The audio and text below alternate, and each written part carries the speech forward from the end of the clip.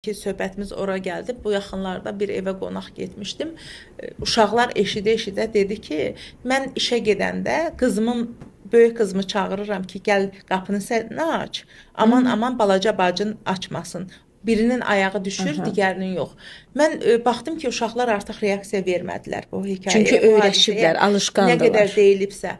Bu psixoloqlar onu faciə adlandırsa da, adlandırmasa da faciədir. O balaca uşaq bundan sonra özünün hansı uğuruna inansın? Əlbəttə. Hansı müsbətə inansın? Və yaxud da ki, aqressiyasını necə ört-basdır eləsin? Eynən. Depolanmış şüuraltına yerləşən inamsızlıq, özgüvənsizlik, belə deyim, Əlbəttə. düşərsizlik. Bununla Əlbəttə. necə mübarizə aparsın? Nə olar?